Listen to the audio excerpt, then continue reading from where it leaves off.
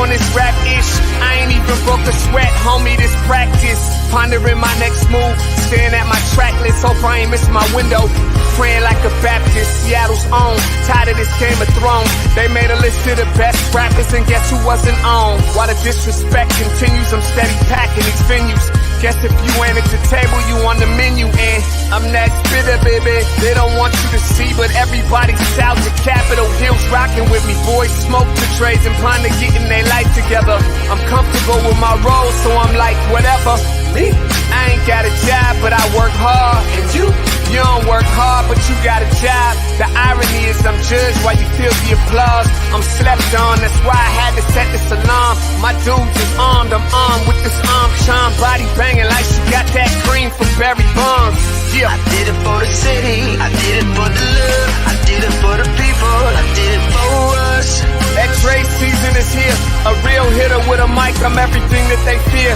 With that hood ain't the same, I was all on their ass, I'm level-headed. So yo, my dudes love when I spaz, and I'm so over Seattle's passive-aggressive attitude. They don't call you back, what they really saying is F you. While I'm from the same place, I move at a different pace. I prefer if you just said it to my face, damn, I did it. I did it for the city, I did it for the love, I did it for the people, I did it I hate for these us. average dudes with they average spit, writing average rhymes, knocking average chicks. The closer I get, I can feel the people starting to shift. I'm loyal to a fault, and everybody can't come with. Rap's a rich man's game, I'm only playing with change. They bang models and singers, I'm knocking my old flame, I'm different. The crowd, I move with the chosen few. Black thoughts, I could be the front man for the roots. No diamonds and gold, I'm on my sticks and stones. If we can see your panty line, you should have on a thong. My team is strong, through this fire we forged a bond. And they already know what it is when I get on. To the hearse, party like it's December 31st. When I'm on my deathbed, I probably cracking my nurse. You ain't got the bars to compete. I'm a verbal athlete, deflating these boys so they say that I cheat. Damn, I did it. I did it for the city, I did it for the love, I did it for the people, I did it for us.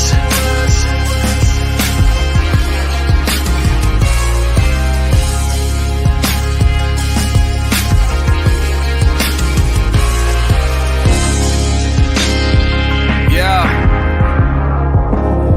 I should probably start by apologizing for the long wait, man.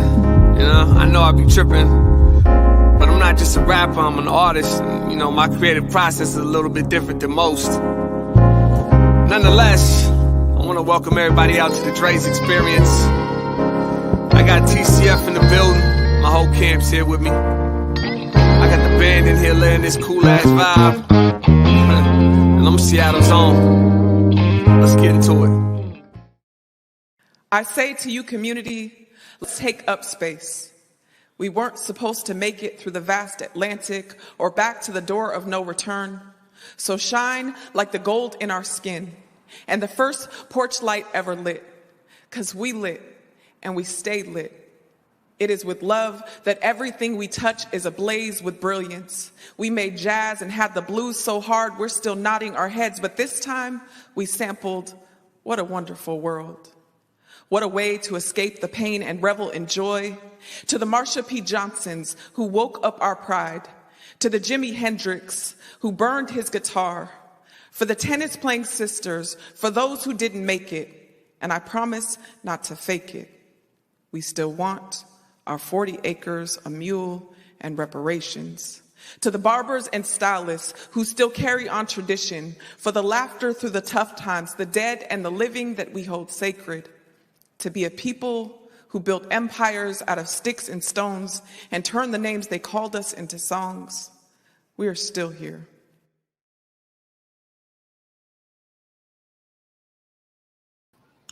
Grand Rising and good morning, everybody. Welcome to the Morning Update Show. Happy Monday. Happy 2022. Happy January to all of y'all out there. I am your co-host, Trey Holiday, and I'm so grateful to be back into the studio with my co-host with the most, as always, Mr. Big O. What up, Big O? Trey Holiday. Hey, what's going on, my friend? Man, I'm so excited. I was telling you, I said I'm ready to do the show standing up.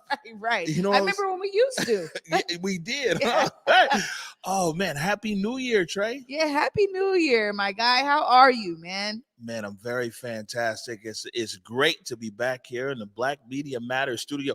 You know, December 24th, our last show here, we literally unplugged everything here. We're like, man, it was a good, well-needed break.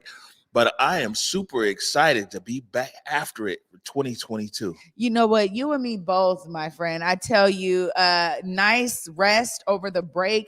And it's like I woke up this morning with so much energy, just ready to go. Yeah, no, I mean, I'm one of these people, man, always optimistic. The glass is always half full. So I'm very excited about this new year. Today, talking about a few things. One of the biggest things that we're talking about is it's the first day on the job for Mayor Harrell. Mayor Harrell, he has his key priorities for the city. He's also made his appointments and I guess ready to rock. So we'll discuss that and discuss his larger plans for the city as a whole, and then also talk about our community and where we fit in there. That being said, though, here we go. Ladies and gentlemen, welcome to the Morning Update Show. I want to remind you that right now is a perfect opportunity for you to tag and share the stream.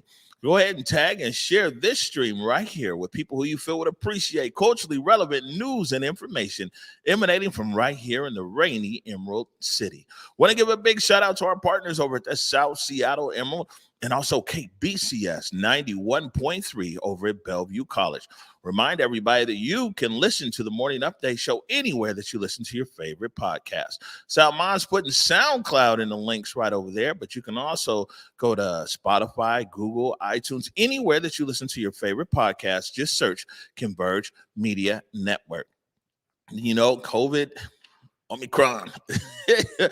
It dominated a good part of the news, and it's still dominating the news right now. But if you're right here in Seattle and Martin Luther King County, we're putting a link in the comments. If you want to get vaccinated, if you need a booster shot, if you want to find testing, or if you have questions and concerns, and it's a lot of people with more questions and concerns as COVID continues to progress. Yeah, I mean, now we have folks that are in the middle needing their second dose, people needing boosters, people, you know, now ages 5 to 11 can get it, 12 plus, obviously, but there's a wide range of folks that are still maybe, you know, questioning all of this, man, especially as these variants roll out. Yeah, and over in Israel, I was watching this morning, they're talking about giving a 4th shot over there. And so, as you can imagine, there is a community out there that's hesitant. So we want to be able to leave some space and grace and conversation with them. And it's the new year now. So I'm going to reach out to our friends over there at Public Health and see if we can get the big dog, Dr. Duchin, over here on the Morning Update Show. And we can talk about some of the concerns that people have. But if you're ready to move forward, like I said, click that link right there for vaccination, booster shots, and testing locations. And no school today for a lot of people in Seattle, in the state's biggest school district right here, Seattle Public Schools. There was testing yesterday and today, testing at 12 different locations across the city. Hey, look, I'll tell you this. I know the Federal Way School District, they've been doing testing throughout the break. There was these pop-up sites for not just testing, but also for vaccination. So again, they're trying to be as widespread as they possibly can. I think this is something where we're seeing a lot of, you know, solutions trying to pop up just to try to figure out how to get a good handle on this.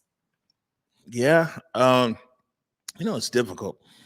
And the way that this variant and everything is spreading, and people are going to different kind of models now, different school districts, where before, if there was an outbreak, they would close down the whole school or send the whole class home. And now they're trying to rely more on testing. And testing, my friend, is an issue. And it's a lot of people, you know, they're pointing the finger back at the federal government. It's like, yo, man, where to test at? And testing in some places hours and hours. Yesterday, people wanted to get tested at the Seattle Public School site. Someone waited in line 4 hours for testing. In different parts of the country, people are sending the kids home with rapid tests and everything else. But school should resume is what they're saying. We'll see what these test results are saying, but school should resume tomorrow. Well, it's really interesting, because I think as this information is rolling out, we're understanding the difference between the rapid test, getting an antigen test, seeing if you have antibodies. There's a lot of information that's out there. And so again, click on these resources, educate yourself as much as you can. I feel like, we're on a kind of a race because we're all trying to figure out the best way to protect ourselves, our family, especially the kids right now that are in school together. So I know I'm seeing some innovative ways where it's like, hey, even if you have symptoms, with you even having a negative PCR test, a rapid test, they're still sending you home. They're like, no, go get the whole antigen test. We want to make sure you don't have COVID. So there's a lot of, again, solutions popping up. Yeah, COVID is definitely still at play. All right. So we got a few things here. I think that, of course, we looked at 2021 in the rearview mirror and we made our New Year's resolutions for this new year. We'll go ahead and put yours up first. Yes, for me, my biggest resolutions are number one, to elevate spiritually. It is something that I'm constantly working on, and because we're talking about our community, to deepen my impact in community this year is a big one for me as well. Also, constantly working on expanding my reach in media with Converge, with King County Equity Now. The work that I do is, the way it's received in community always gives me a boost, and so I'm thinking about that next generation. And that really leads me to the fourth resolution of being an integral asset to building the creative economy in Washington State. There's a lot of opportunities right now. We got the Soundstage Studios in Harbor Island. We have a lot of great rollout programs that are happening around creative economy and getting young people to understand that they don't have to leave Washington State if they're trying to do something in the creative field. So it's huge for me, All right, good stuff. Those are great resolutions, Trey. Thank you. And I stand in support of making those a reality. Right on. All right. So for me, here's the big O's resolutions right here. First, I've been listening to all of our viewers and supporters. And so number one, to take better care of myself mentally and physically. That's definitely number one, man. I've been neglecting myself all the way around. So it takes some time for that. Number two, spend more time with my kids and my parents. These are my treasures. I definitely want to spend more time with them. Number three, develop Converge Media's global network and our No Excuses hiring platform. And number four, to score more victories for humanity. Hey, there we go. When I saw these resolutions, I said, that's in a nutshell. I love it, man. And like you said, I'm in support of these amazing resolutions, my friend. Yeah, I'm gonna tell everybody the energy is good in here. You know what I'm saying? It is good. We're definitely off to a great start here. Speaking of a great start, this comes over to us. This is the Youth Achievement Center, the YAC.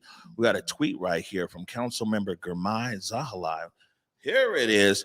They said, today, the Seahawks presented our coalition with a check for $500,000 to support our efforts to build more housing and supportive services for housing unstable youth in our region. Thank you.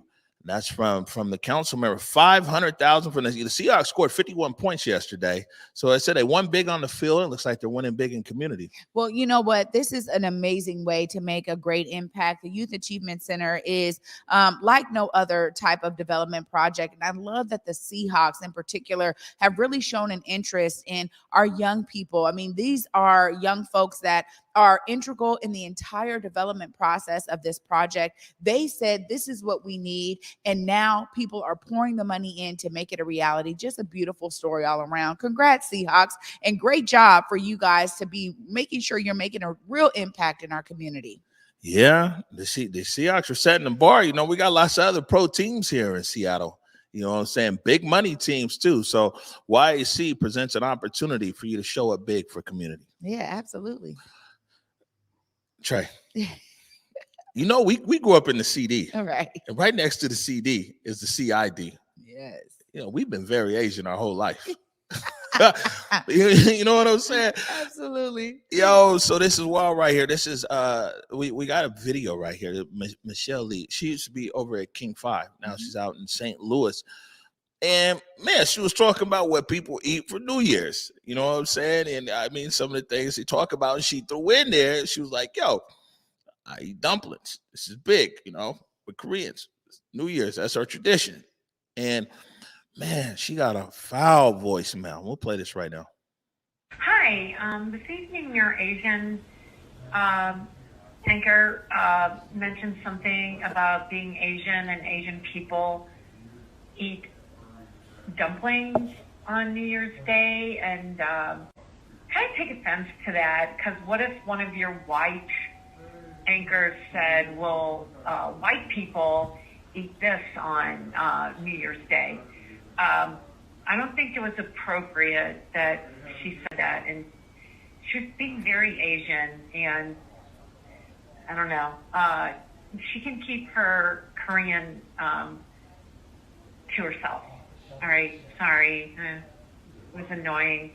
Because if a white person would say that, they would get fired. So say something about what white people eat. So, all right, thank you. Wait, I mean, okay, look here.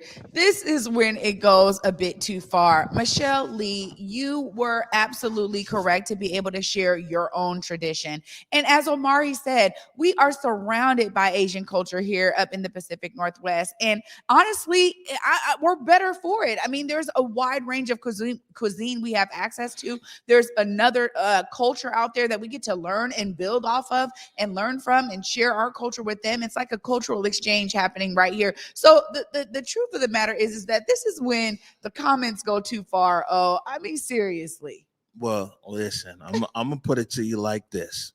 It's Converge Media. We're here in the Black Media Matters studio. We're serving the legacy Black community in Seattle and beyond. And I'll say variation, you know.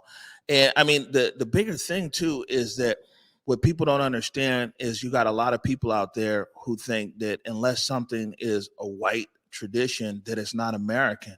You know what I'm saying? Michelle is American and her traditions are American, just like our traditions are American.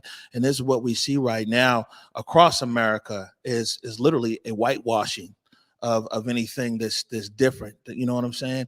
These traditions are part and parcel of our country, you know, and to exclude and say like, well, that's something. Nah, man, you know, I mean, that's the thing about America. Either willingly or unwillingly, people came here with their traditions, and these traditions have become America's traditions. You know what? You're right. Oh, that is the foundation of why people say, you know, America has the opportunity to be so great, because there is a mix of culture here. And it's been that way since the beginning. I mean, when you think about the ways that they enticed people to even come over here that had the choice, as you said, so much of it was about coming here to make a better life for yourself, coming from your homeland and making this your home. That was a huge part of all of the marketing that made America such a blended salad, as I love to say. Not a melting pot, melting ourselves together, but an amazing salad full of individual ingredients that can really have the opportunity to make us great. And you know what? I mean, I don't know about you, but I know plenty of Black households that what we do on New Year's is Black eyed peas. I mean, so I'm just saying, we all have our things, man. Hey, what I'm saying is this: is that, like, you know, chitlins is also chitterlings is also part of New Year tradition in so many households, and that's American as well. You know, we need to be real cautious of what we see here, because so many cultures and people and traditions and ideas and everything else, man, very much being whitewashed. And you know, like this tweet there, man, this went like super viral, and I'm glad to see people, like, you know, pushing back, because there's already a real intentional attempt to erase the contributions of different people and different ethnicities, and so it's very important. And I'm very glad that she tweeted this out. Last thing I really want to say here is that when you talk about a whitewashing, it's real, and unfortunately, we still have a large portion, I think, of the population in America that if you're not centering whiteness, there is a high propensity for white folks to be offended. And at the end of the day, I think that that's something that I'm glad folks are pushing back on as well, because everything isn't about what may be okay and acceptable to everyone else. I think what makes us great and what makes us the opportunity to be great. I always say opportunity because I don't think we're there yet. But what really makes that opportunity possible is for all of us to share. And so again, I think this centering of whiteness is something that we've seen throughout this country many decades and generations. And I love that people are actually pushing back on that. Yeah, good stuff. Oh, and by the way, Michelle, like I said, here in the Black Media Matters studio, man, we're very Asian, especially when it comes to food. So next time you're in Seattle, please stop by and bring some dumplings. Right. We with it. All right, moving forward. So man, it was some big names that transitioned to the other side since the last time that we were on air. We'll go with Betty White first. Go ahead and put this up here, Salman. Oh, that's Desmond Tutu. Let's go ahead and put up Betty White. Well, no problem. Betty White right there. Man, 99 years old, not too far from her 100th birthday. And I got a quote up here. I just make it my business to get along with people so I can have fun. It's that simple. You know what? I got to say, I agree 100% with this quote from Betty White, but also what a legacy. I mean, you're talking about somebody who has been in the entertainment industry for 8 decades. And the ideas that, she was able to bring her greatness and that spirit to so many different sets, so many different people. I mean, when Betty White passed, you could see all throughout social media all types of people sharing their special moments with Betty White. It was like a real waterfall of Betty Whiteness. I just got to say, it was beautiful because you had Snoop Dogg, you had Ced the Entertainer, there were so many people who was like, man, this is my moment with Betty White. Like, she came over here, she did this with me. And, the quote really sums up so much of, I think, her legacy. And to be honest, it's something I take along with me too. So kudos to Betty White and what an amazing legacy. All right. Another one here. We'll put the slide up. Archbishop Desmond Tutu. Man, what a giant. It said, don't raise your voice, improve your argument. And this is my dad has sent me that quote. Man, Desmond Tutu, you know what's amazing, right? Is that when you talk about people passing and over the last few years, that some of the giants that's made the whole world pause come from the continent of Africa. Nelson Mandela, now Desmond Tutu. Man, just what a voice, a consistent voice, for what's right and what's just. Man, and a big loss not only for South Africa but for the world. No, you're absolutely right. Again, you're talking about somebody who's made such a major impact on the world. And I'll go back to his quote as well. They always say, if you see two people in an argument, you can't tell which one, they both look like they're at the same level. And I think he's absolutely right. Make sure that you know what you're talking about and do it in a way that is impactful. It's something that he definitely laid a legacy. And you know what? You're right. Oh, what an amazing impact on the world. All right, we're going to take a quick break right now. When we come back, we're going to be talking about Mayor Harrell. Today is third day on the job. We're going to be talking about Mayor Harrell, his administration and key priorities. You're watching the Morning Update Show. Hey guys, Besa Gordon here, and before heading to Belize, Trey Holiday and I had to make sure we linked up with our good friends over at Market Street Shoes to, of course, grab a few things for the trip.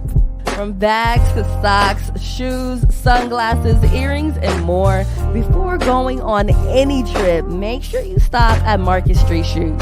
Trust me, you'll find just what you need to make your trip not only enjoyable, but fashionable.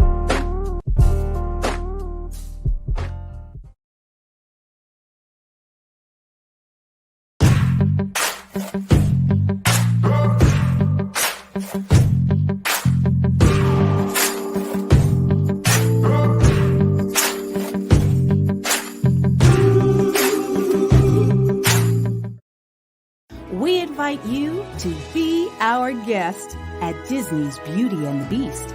It's a tale as old as time in a brand new production by the Fifth Avenue Theater. Return to the magic of live theater with one of the most enchanting musicals of all time. Disney's Beauty and the Beast at the Fifth, January 12th to February 6th. Tickets at fifthavenue.org.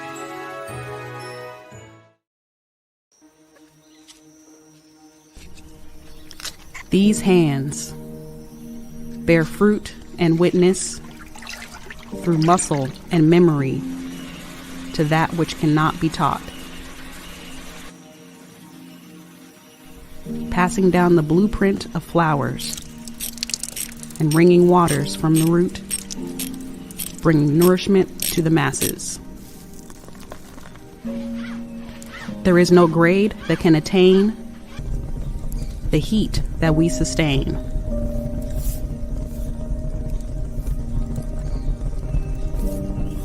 A path unclear to most, and still we press on. We flip survival into revival again and again. Be reminded of what you come from, for life is the foundation of every generation. Man, welcome back to the Morning Update Show. We're ready to go back to Belize, huh? Hey, let me tell you, man, there's something so special about these pieces coming from our time in Belize. I'm just excited. And that is one that was so well put together. Oh my gosh. I got to say, shout out to Brady. Shout out to T-Dub. Amazing. Yeah, no. Good stuff there. All right. So here it is. Showtime. We got a new mayor. Mayor Bruce Harrell, sworn in private ceremony on the first, and they're supposed to be doing something. Some kind of a smaller public ceremony going on. Ceremony to the side, though, man. It's time to get to work. Let's go ahead and put this slide up here, Salman.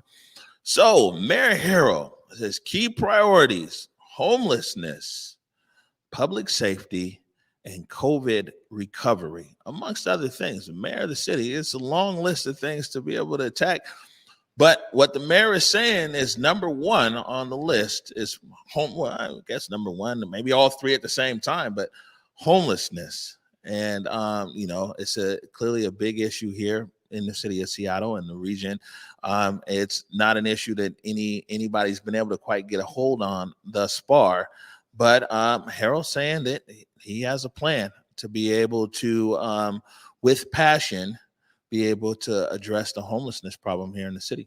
You know, this is for any elected official. It's like you heard what they said during the campaign trail.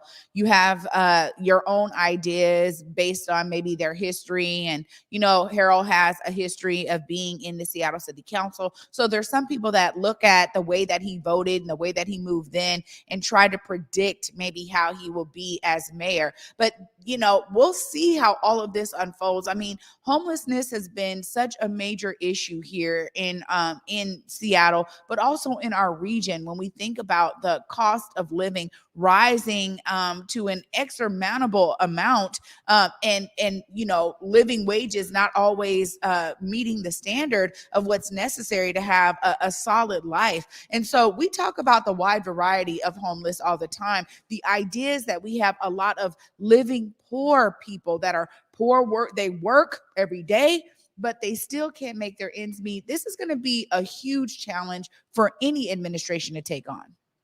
Hello. And you know what? You just said something right there, Trey Holiday. And a lot of times here in Seattle, and we when we talk about homelessness, and we talk about the people that someone can see, even right here on First Avenue, that we can see. And, there are so many unhoused people here. There's so many people, the working poor, And when we talk about poor people in our city, when we talk about poor people nationally, people tend to think poor equals lazy, poor equals not trying hard. And we got people out here giving their level best every day, keeping on to just keep on. And they're living in a state of poverty, right? And this is something that when we talk about, and we have so much people have so much concern, which they should, of the visible, unsheltered, and homeless here. But there's a larger issue in our city of people who are poor people. And you get people say things like, oh, well, they just need to pull themselves up by their bootstraps. My friend, there's so many people in our community who don't have shoes, and we need to recognize that, yes, this American dream is there. There's people, we see it, and they talk about the American dream and you work hard and everything else, and we've seen it. But we also need to recognize that, man, there's a number of poor people in our city and in our country where that dream has passed them by. No, absolutely. Oh, and this is why I think, you're so right, because you talk about the visibly homeless, and we understand that there's a wide range of perspectives out there. We have seen it play out in this city. We have seen it play out in cities that are close to us. When we talk about the ways that other cities that seem well off and how they're dealing with homelessness, Renton even, they voted in their city council to not have the hotel become a shelter. We see Mercer Island and the way that they were finding people that were sleeping in their cars. I mean, when we talk about the compassion, you mentioned compassion a lot. And I think that this is an issue that needs so much compassion. People need to understand that just because they don't have that lived experience to be able to understand where people are coming from that are dealing with homelessness. We just dealt with a whole snowstorm out here, and people are out there freezing. At the end of the day, this is going to take a really strong approach. Right. And I just hope that the mayor's approach isn't just, let's move these people, that's a good thing. They need housing. That's the visible. But you know what? There's a constant pipeline of people who are, they're on the edge. They're on the edge. Do you know how many people? It's the first of the month. Do you know how many people are sitting there trying to figure out, is it the light bill? How am I going to go and grocery shop? I can't afford gas. All these just real life things.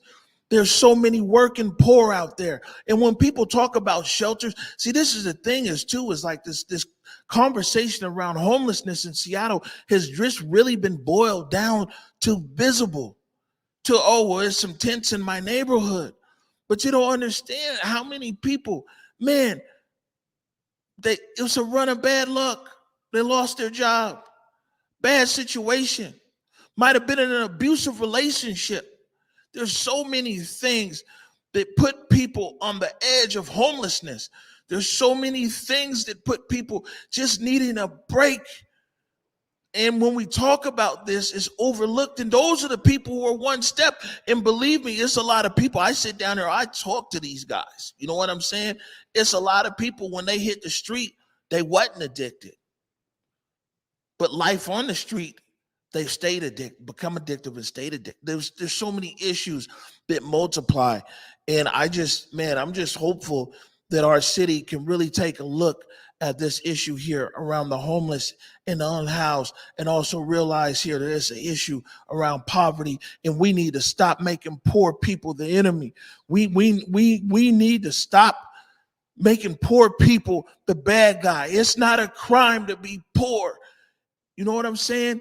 And there's so many people, I know, Trey, who just work so hard. Yeah, I mean, come on. This is exactly why a real strong approach around homelessness has to include economics in this city. You have to start thinking about the ways to have livable wage incomes and pipelines to get people into those jobs. At the end of the day, this is really not just about people sleeping on the street. This is about the fact that we have a city where we have such a large portion of the population that comes here, they're transplants, they're making hundreds and thousands of dollars, 100K plus a year. They're doing so well, but they push people out. And unfortunately, if we don't address it in a wide range way, where we are including, how to have pipelines for jobs, how to ensure that those jobs are sustainable, how to have treatment and recovery programs, because as you said, and as you mentioned,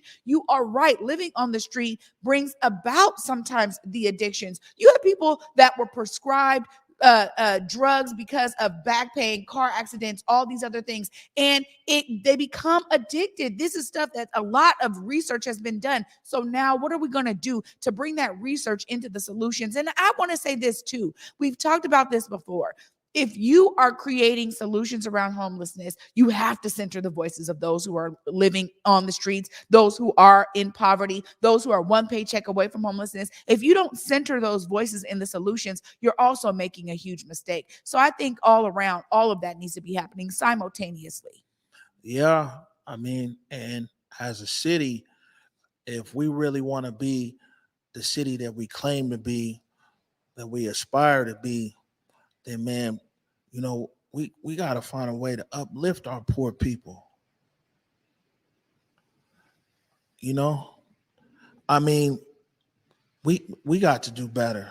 It's a pipeline. That's what I'm saying. People don't understand. It's a pipeline in this city and in this region of people just on that edge. They're just on that. You just don't know. And so many people, they're so resilient. Got so much finesse. You don't even realize what they're going through. You don't even realize how these bills gonna get paid and everything else. And we give, as a city and even as a country, we give our hearts go out in prayers, just like we do with these shootings and everything else. We give our hearts go out in prayers to those essential workers who are on the front line of this and that, and realize that this guy has 3 jobs, 4 jobs. You know what I'm saying? Oh yeah, hey, we salute you. You're out there. But man, what can we really do? And so I hope that with Mayor Harrell coming into office, that his strategy is to really think in a much larger way. And, this issue in Seattle is bigger than the people that you see unhoused here on the streets. I say it here all the time. We all got a friend who, you don't even think about it. You don't connect the dots. Oh, it's just on somebody's couch. Oh, hey, I'm gonna be in your neighborhood for a few weeks. Can I do this, that? Always they don't ever really say like, what, I'm homeless. You know what I'm saying? Right. There's so many people couch surfing, living in an automobile, getting it any way they can. And we really need solid and tough solutions. And I mean, things need to change. But like I said, man, we need to really get away from really making poor people the bad guy. And we need to really get into that pipeline and stop that pipeline of people when you reach the streets, there's nothing else left for you. That was the last stop for you. Yeah, you're absolutely right. I mean, we're talking about pipelines, and it's important that, when we talk about giving a hand up instead of a hand out, when we talk about stopping the pipeline further up the pipeline, that's where these innovative solutions can really come into play. And Mayor Harrell has an opportunity to actually lead the nation with regard to homeless reform and really looking at it from this multi-pronged approach. That's all we can say here is that we'll see how it plays out. I think he's, trying to put some of the right people in key positions to really handle this. And again, there's a heavy job on all of them. So we understand that, but we're here to see how it all rolls out. Yeah. All right. The second priority is public safety. Public safety in our city means different things to different people. Some people it's just police, some people it's overall safety and community. But public safety is high on Harrell's list. And building, I guess, for different communities. One is actual safety here on the street. Somebody got shot here 2 blocks away. Somebody got shot on New Year's Day. Then somebody got shot up there on 23rd and Union. I think yesterday, today, it's already, you know what I'm saying, popping up. But this area where we're at, it gets funky. We're right here next to Pioneer Square, and it gets funky down here for sure. So there is actual public safety. And then there's this relationship between the police department and community, which as well needs to be addressed. And, you know, Harold made all kinds of different statements about how we would go about forging better relationships between his police department now and community. But public safety was something that people from all over the different parts of the city said that was important to them. And so we'll see now how Harold's going to go about addressing it. Yeah, no, it's definitely an important issue. You know, another one that we breach here often on the morning update show, because we are so connected to so many of the families who have to deal with the outbreak of the rise in gun violence and are dealing with a lot of those shootings that happen. So the truth is that, again, I think when we talk about some of the solutions, we've talked about centering the voices of parents who have lost their children due to this rise in gun violence. We've talked about partnering with community groups. There's so many amazing groups out there that are really doing work, not just around prevention, but also looking at things up the pipeline and figuring out how to get people that are, you know, closest to the violence to now redirect their energies and do something different, giving them opportunities around livable wage incomes and all of that. We also talk about opportunities out here like the Build the Beach for Us by Us and the ideas that they have, an embed apprenticeship that allows for young people to come into this program and actually create a career for themselves. So there's so many different ways that the mayor and his administration can partner with some of these opportunities and organizations and programs that are out there on the ground to really think about this again in a holistic way. And for most of this stuff, a lot of it is basic things that need to be happening all simultaneously together while centering the voices of those that are the most impacted. Yeah, so a few things there. You know, on her way out the door, Mayor Durkin connected with a different voice that hasn't really been heard, and this was a voice of a lot of the victims' families. Especially, we talk about the mamas here all the time, and Mayor Durkin seek to include them more into the conversation. So we'll see if Mayor Harrell continues that relationship, and not only continues it, but amplifies it, because a lot of times we've seen the voice of victims are left out at every table. You know what I'm saying? And we want to make sure that voice is heard.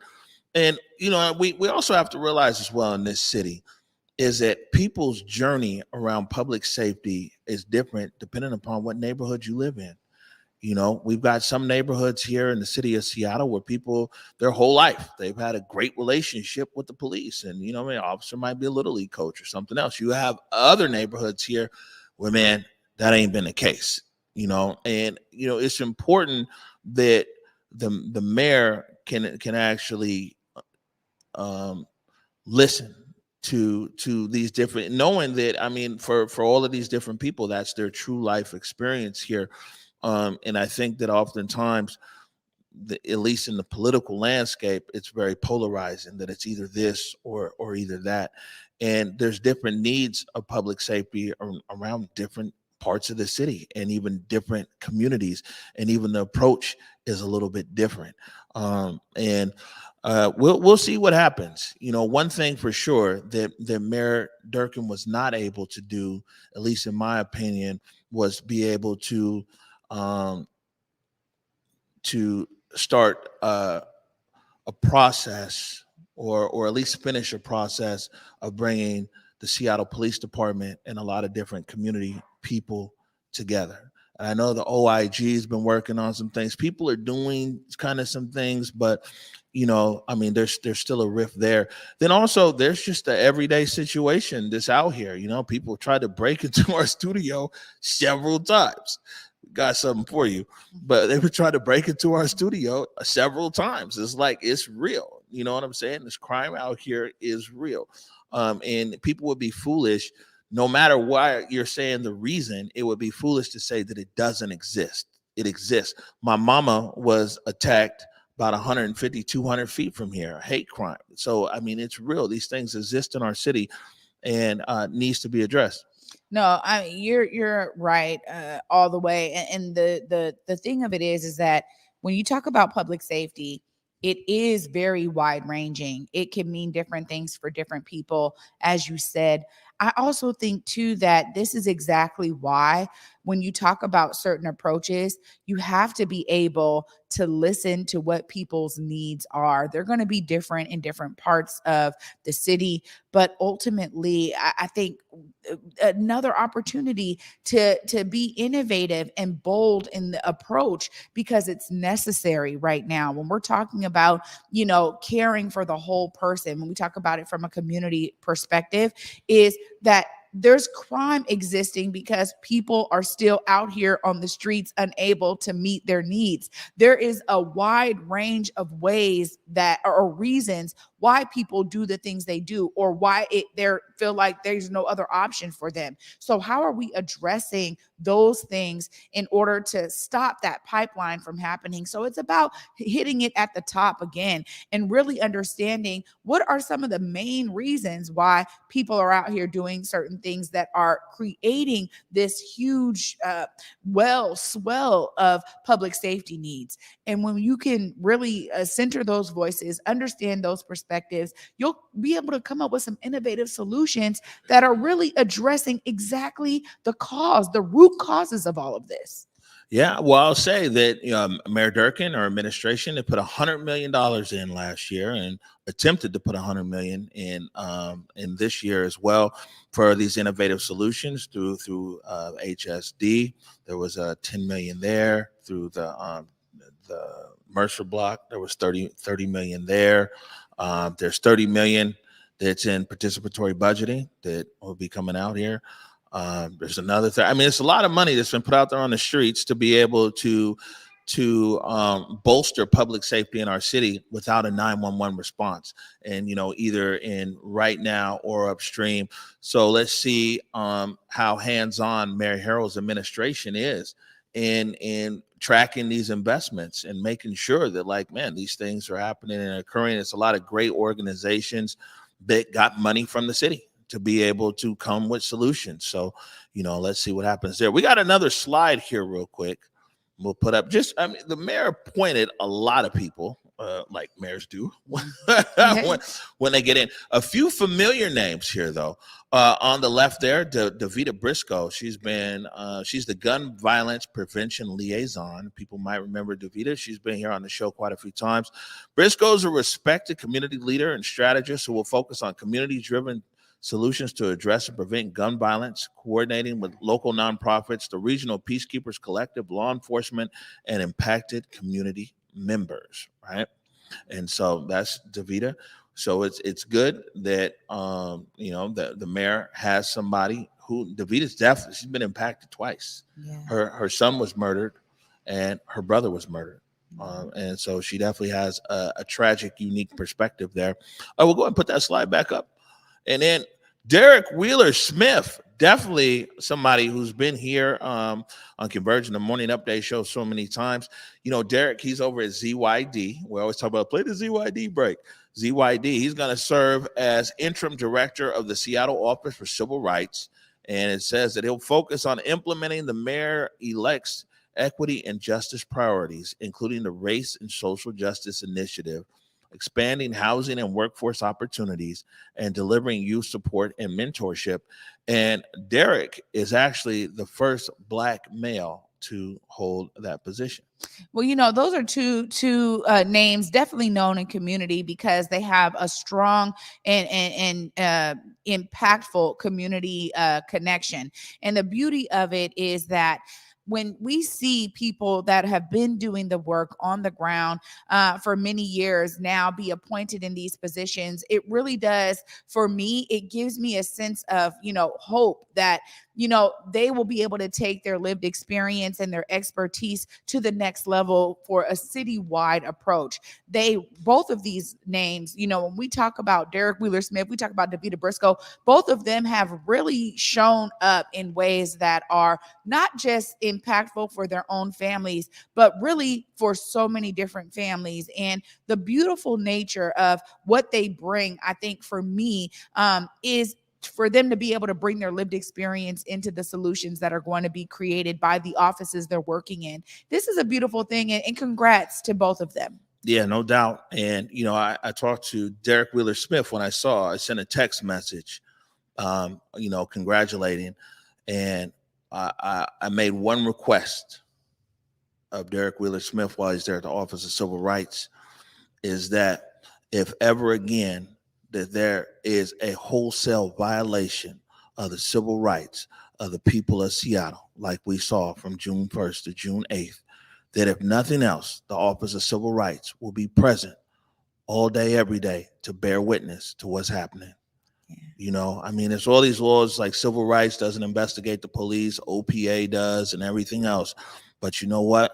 There's nothing that says the Office of Civil Rights can't bear witness. And I promise you this, if during them Seattle protests, if them city employees, Office of Civil Rights was out there with some neon hats or something like that, people might not have got gas like they did. So, they can't rechange the laws, but man, I'm for sure when there's a violation, a wholesale violation of civil rights in our city, day after day, the Office of Civil Rights has to be present, if nothing more than to bear witness. Man, I love that you made sure that was out there, because we kept saying, where is the Office of Civil Rights that entire time? We're talking about civil rights, period, point blank. And so the idea is that now Derek Wheeler Smith will be in this interim director position. He can probably, again, bring some of the insights, the regional approach that they're taking to violence, all of the work that he's done with zero youth detention, really bring that to bear here in this office. And we'll see how it plays out. Again, interim director, but you know what? He really has a lot of experience and expertise to bring to the table. Yeah, no, for sure. And, I'm just hopeful, and Director Lockhart moved over there to deal with the Department of Early Education Learning with Director Chappelle. This guy, everybody loves it. This guy just stays in his job. I don't think there's anybody. Everybody's like, we'll move this guy, that guy. Zimbabwe get replaced over at SDIS. A lot of other people get replaced. I think Director Chappelle, everybody's kind of happy what's happening over there with Seattle Promise and everything else.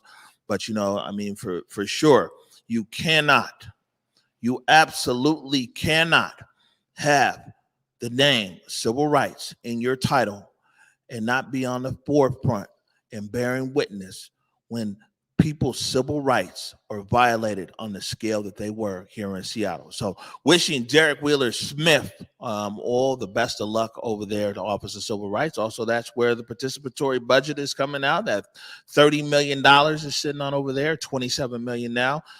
So, we'll keep an eye on that. And also, we got one, pop the slide back up. This is a name that's new to me, but Jennifer Samuels is going to serve as the chief of staff. And it says Samuels will be responsible for overseeing the workings of the mayor's office, from directing office staff to addressing constituent needs and improving office efficiency. So that's the chief of staff right there. Well, it looks like we have an opportunity to get to know Miss Jennifer Samuels and see how, again, for me, it's always about building relationship within community. When you have these positions of power, these appointed positions, what are you going to do about it, and how are you going to connect? So looking forward to that. Yeah, no, good stuff. And man, it's 52 already, huh? Yeah. I would say this, and maybe we'll talk about this more tomorrow. So we talked about the mayor's key priorities today. So maybe we'll push this to tomorrow to say, what's our neighborhood's key priorities? Yeah. The big three still out there. The big three being the income gap. Black households make $42,500 a year in the city of Seattle. White households make $105,000. Definitely don't want them to make less. We just need to make more. Home ownership is constantly in decline here in the Emerald City and across King County. Home ownership is directly related to generational wealth. And more and more of our young people, they're pressing reset, every generation. And of course, the education gap. Now they're doing some work over there at Seattle Public Schools, but it's still a lot of work to do. And so when we this is one thing that's always, sometimes people outside of our community, I might say, think that the only issue in our community is police. And so they make all this noise around police, right? And it's an important issue. But let's just be clear. If right now, magically, there was no issue with police and community in Seattle, my friend, we're still only making $42,500 a year. Our home ownership is still in decline, and there's still a big gap in education. So, you know what I'm saying? For all you guys that are out there, I know police is always the one thing, pops up. But, man, we sitting over here struggling as a community with these big three issues that we've been talking about now for maybe 3-4 years, Trey Holiday. Yeah, absolutely. I mean, this is, again, why I think community solutions have been so integral in my world, because I've seen what can be done when you take people that are at the root of these issues and you make them the center of the solutions. Listening to community, having community sessions where they're involved in design, doing human-centric design so that all of the buildings that are being built in a community are really for the benefit of the people that are there, or historically were there. These are the kinds of innovative approaches that I think need to be scaled up on a wide scale basis. And again, you're right. I mean, there's so much we can dive in there. I hope we do breach that discussion tomorrow, because it is going to be necessary for us to talk about it from a community-centric approach. Yeah. Why not? Yeah. All right, we're going to take a quick break right now. We're going overtime, but we got to get a few things in here. You're watching the Morning Update Show. Yo, and ho. It's Jake from Converge Media here. You know me. I've been getting it outside in some tropical environments lately, but I'm home for the winter and wanted to pass along some tips from the Seattle Department of Transportation to help all of us in these cold weather months. When it snows, and we gotta bet it will, be a good neighbor. Clear your sidewalks near your home, business, or job site. Keep those paths wide enough so a giant like me could walk through them. If you don't have to drive, then don't. Take it from me. I'm a public transit connoisseur in the city. You can get around by bus, light rail, or streetcar all over the region. And when your feet do hit the street, make sure that you slow it down a notch. I'm telling myself this as we speak. Roads and sidewalks can still be slick. If you need more helpful hints, visit the winter weather page at www.seattle.gov/transportation/winter-weather. Stay safe, people. Chill so you can enjoy the chill.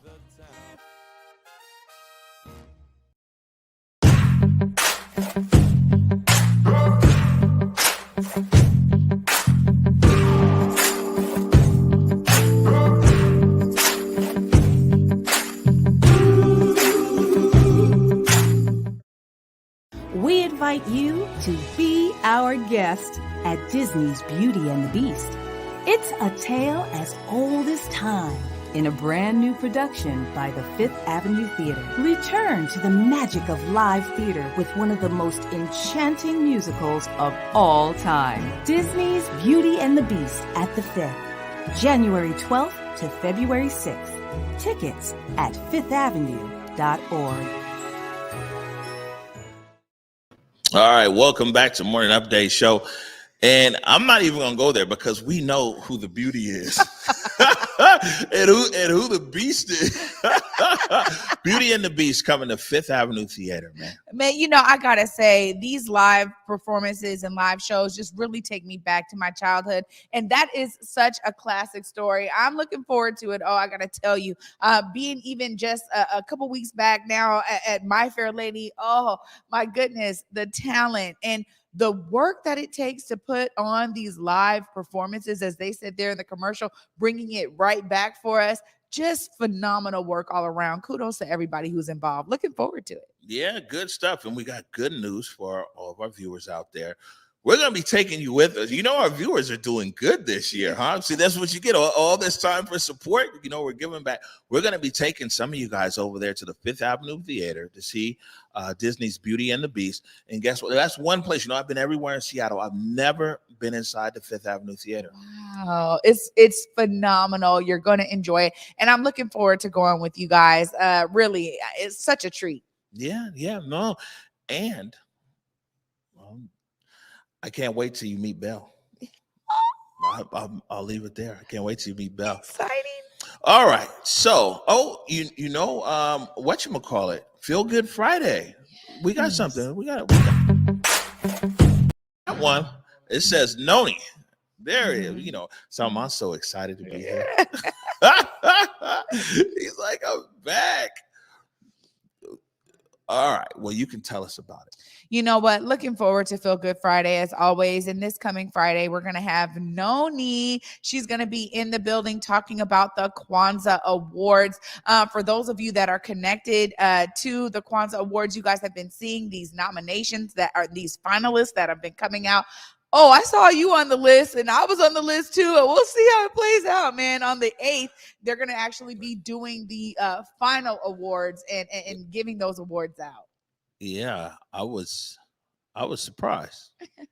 Like somebody, I mean, not like, oh, I can't believe somebody nominated me, but yeah, I mean, that was interesting.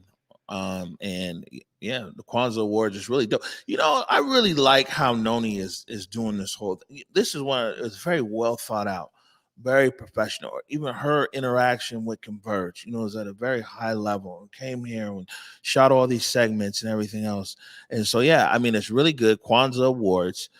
That's on the 8th, and Noni's going to be joining you for Feel Good Friday. Yeah, I'm looking forward to sitting down with her and really understanding all the work that it took, because it's not easy when you receive a bunch of nominations and you got to whittle it down. So I'm looking forward to diving in deep on some of the behind the scenes with the awards. Yeah, I got one award in the last 12 months. You've got a lot of awards. What?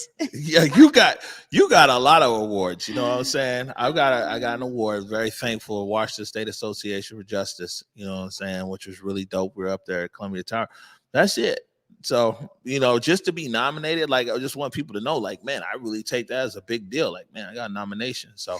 You know what? Me too. Because really, again, it's the recognition of real community members out there that are like, wait a minute, you're doing something special. And I got to say, I was shocked too, because I got the award for Kuji Chakalia, which is self-determination. Hello. And it's also on my birthday, December 27th. So all around, I was like, what?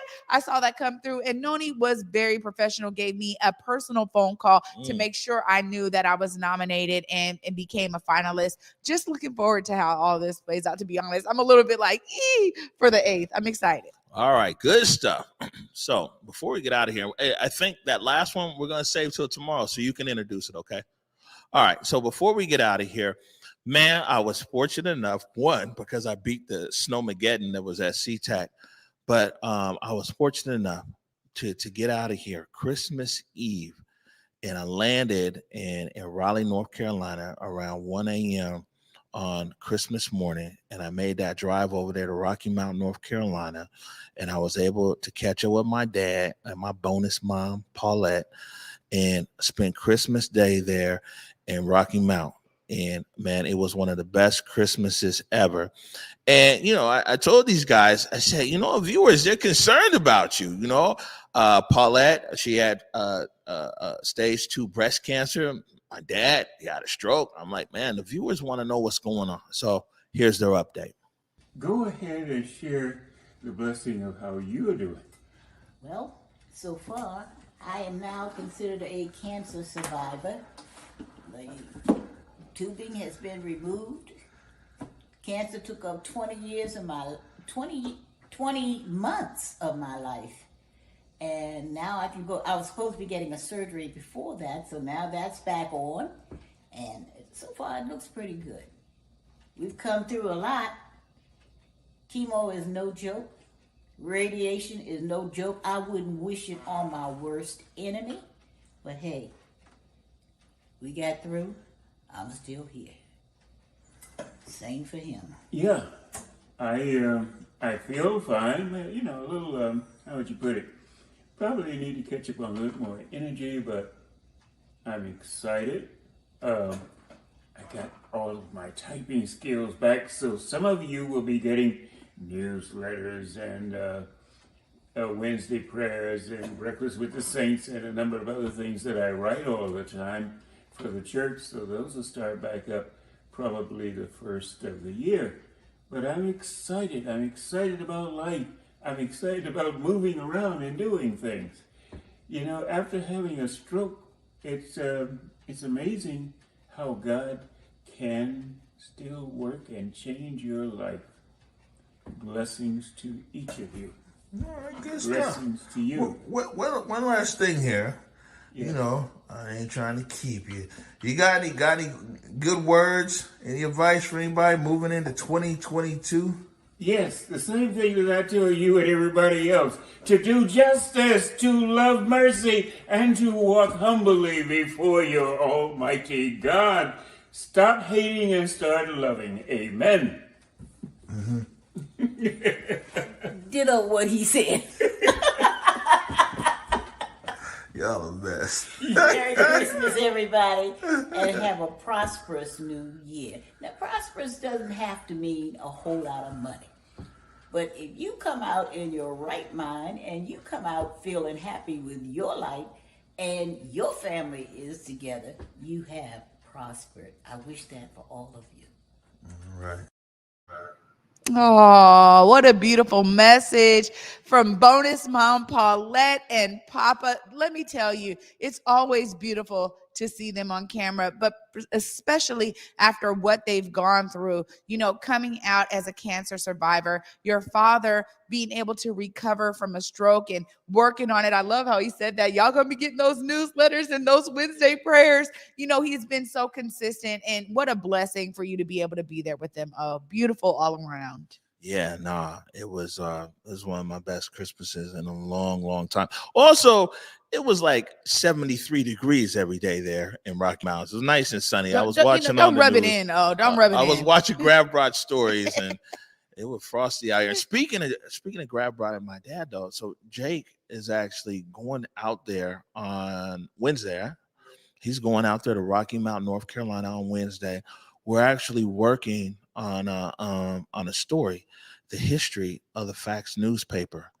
And, you know, a lot of people might, my dad was a staff reporter there at the Facts newspaper, and then culminated a relationship with Mr. Fitzgerald Beaver, rest in peace. And Mr. Beaver helped my parents start Salisbury Photography. And so we're telling the story of the Facts. We're talking to Marla as well and a bunch of other people, and the Washington State Society, Black Heritage Society, and it's going to be an amazing story. So Jake's going out to North Carolina on Wednesday and Thursday, and he's going to be interviewing my dad for the story. Beautiful history. And to be honest, this is exactly what gets me really excited when I think about the history of our community, was the love and the connectivity. These photos always remind me of that. And then stories like that just cement it all, man. They affirm it. All right, Trey Holiday. We went a little overtime today, but it feels good, right? It's a feel-good Monday for us. There it is. Before we get out of here, any last words? So consistent and the same for me, you guys. See yourself as a part of the solution. As we've talked about it here, you know, solutions are better off when we have a wide range of perspectives that are involved in the core elements of that solution. We need you guys to step up, and show out for 2022 and beyond. Find a way for you to become a part of some amazing solution that's necessary for all of us. All right, good stuff. I see we got an email in here from Jamie over there at City Hall. It says that Mayor Harrell is going to be sworn in tomorrow at 11 a.m. over at City Hall. On that note, man, we're going to get out of here. Thank you for joining us. First day back of 2022. I want to give a big shout out to Salman Abu Kwashi, our amazing director of the Morning Update show, and of course the very amazing Jake Grabrot. And you know what I'm saying? This is we got a great team here. You know, a real great team. All right. On that note, let me remind you, go forward in your purpose, go forward in your humanity, and until tomorrow at 11 a.m. Peace. Lift every voice and sing till earth in heaven ring with the harmonies of liberty. Let our rejoice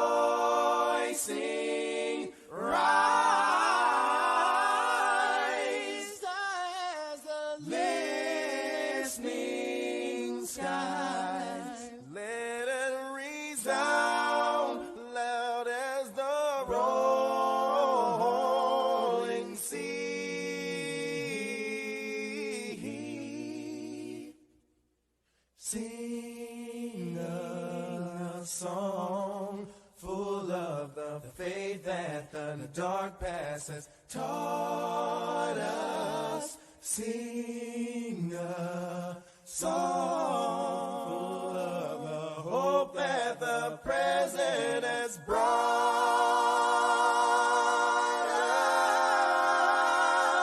us.